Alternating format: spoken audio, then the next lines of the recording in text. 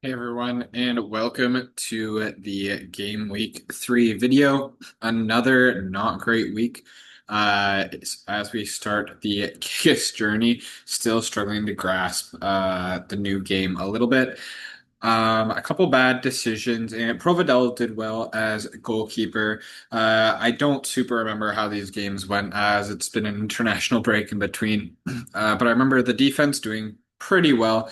After day one, I had the captaincy on a Estupinan, and I really just regret not leaving it on him. I got a little greedy, hoping I could get more with a Kevin De Bruyne, and then after he did nothing, a Jonathan David who also did nothing. And so I lost a lot of points in rank due to that. Um, but overall, I'm kind of liking my defense. I will be getting rid of two of them, but the majority of it stays. I brought in Bonazzoli and Romagna and just to get a couple more turn one players. Both of them didn't see the field at all. I could have looked more into injuries for Bonazzoli, but Romagna, I don't know why he didn't play. So that was a little frustrating just to do those true transfers for no reason. At least we have five per, and it's not like I could have rolled them or anything, but still a little frustrating there. But just going forward, the attack was not great at all, and going to definitely have to make some changes going into the new game week. So let's go check that out. And so we have made some transfers, especially along the front line. I've gotten rid of my Juve players, Jonathan David and Kalulu, just because of the tough fixture against Inter this week, and they do have tough fixtures going forward as well.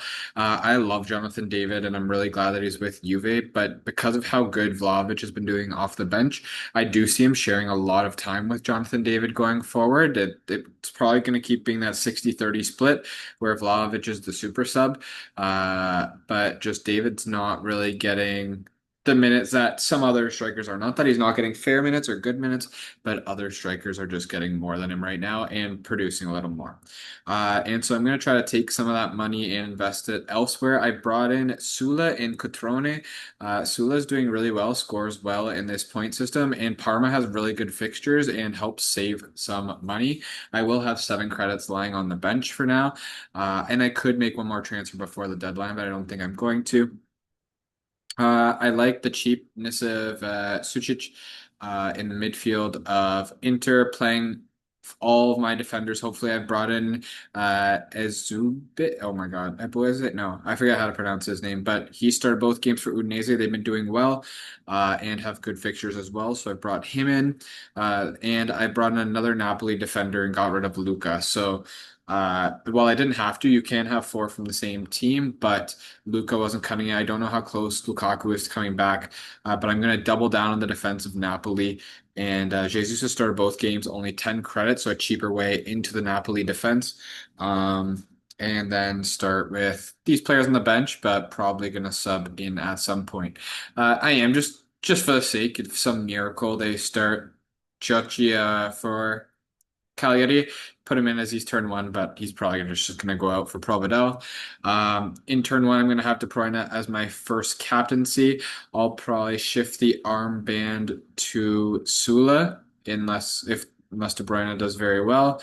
And I only have one turn three player or two turn three players, sorry. So I can take a flyer on Stancho and Bonazzoli if Sula really doesn't pan out. Otherwise, that's probably where I'll leave it. But that's kind of how the team's looking going into the third game week. Hope you had a restful international break, and I will see you all again soon. Take care.